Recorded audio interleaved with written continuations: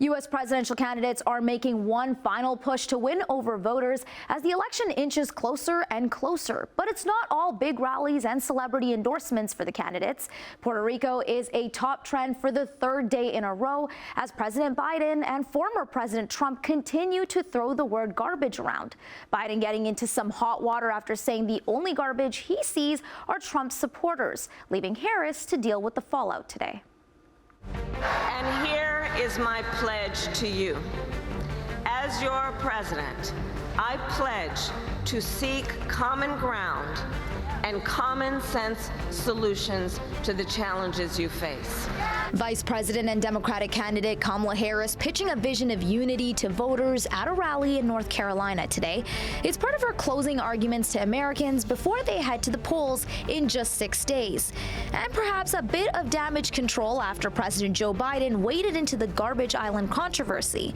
Puerto Rico has been trending since a Sunday rally for Donald Trump at Madison Square Garden, where a comedian had some unsavory things to say about the island. There's literally a floating island of garbage in the middle of the ocean right now.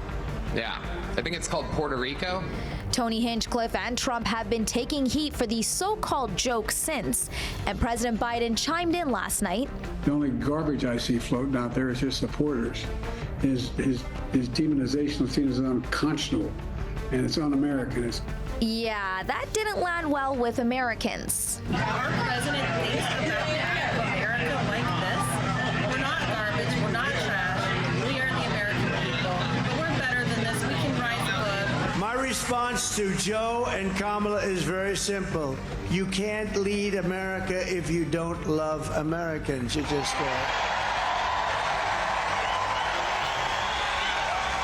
and you can't be president if you hate the American people, and there's a lot of hatred there.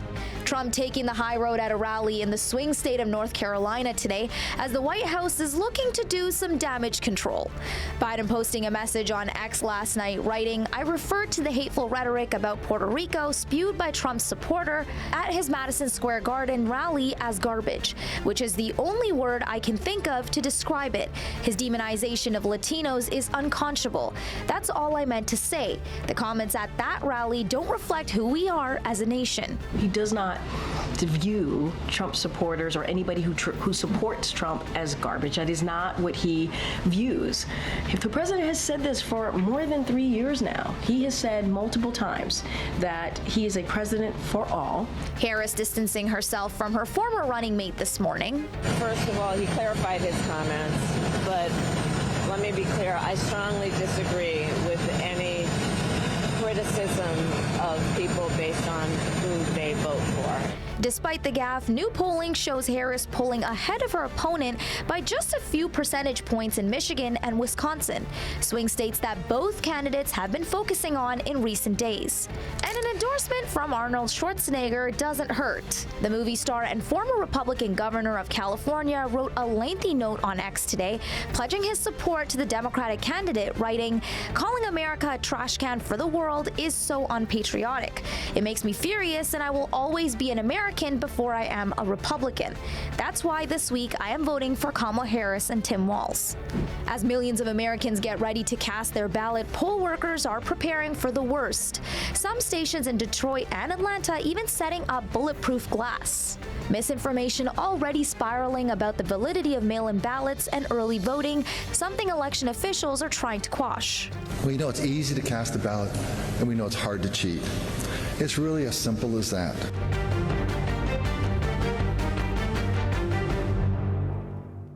As the election nears closer, state officials are becoming increasingly worried about threats of violence against poll workers, conspiracy theories, and misinformation. To chat a bit about that, we're joined now by author and misinformation expert Timothy Caulfield. Thanks for joining us, Timothy. Thanks for having me on. When we talk about misinformation in the U.S. election, what are we referring to, and where is it coming from? Well, first of all, I think we need to recognize there is just a monstrous amount of misinformation right now. I think research is consistently showing that. We're seeing it on social media. We're seeing it really throughout our information ecosystem. And it's coming from a variety of sources. So let's start at the top. Research is showing us that state actors, in other words, other countries, are playing a role in the spreading of misinformation. And the goal there, of course, is to destabilize democracies, just to create distrust in institutions. And alas, it's working. We're also seeing, of course, misinformation from political parties themselves, or from politicians themselves, spreading misinformation, some of it ridiculous, misinformation about crime, about immigrants, misinformation about the economy, misinformation about public health, even misinformation about vaccines, a topic that I study. And then you're seeing a lot of it from influencers on social media, and we're getting these echo chambers that are starting to emerge where, within those echo chambers on social media, everything is reaffirmed. So it is a really, really dark situation. And of course, many people are worried it's going to impact the outcome. We're seeing misinformation already being sown about early voting and mail-in ballots, with many falsely claiming they're unreliable. What does that kind of misinformation do to American democracy and this election? Yeah, that misinformation, and as everyone knows, that's been around for a few years now, and this is done for a couple of reasons. The spreading of misinformation here, one is to perhaps discourage people from voting, two, to set up the ability to suggest that whoever is elected, that it's not legitimate, and it does real harm. It hurts the foundations of democracy. And again, it's really important to emphasize these are lies, right? They're not supported by the facts. These things have been investigated. There's always anomalies with elections, but not this mass fraud that is being suggested. But once again, it seems that this is landing. Let me just give you one example. The big lie. So this is the lie that the idea that Biden stole the 2020 election. That is believed by 60 to 70% of Republicans, or at least 60 to 70% of Republicans say they believe it. The degree to which they actually believe it is something else. This is something that's demonstrably false, again, but is impacting people's beliefs and behaviors and having an impact on trust in democratic institutions. Trump hasn't said whether his team will contest the election again this year if he doesn't win, and many fear we could see a repeat of the January 6th attack on the Capitol. Is this something you could see happening, and has misinformation over the past 4 years contributed?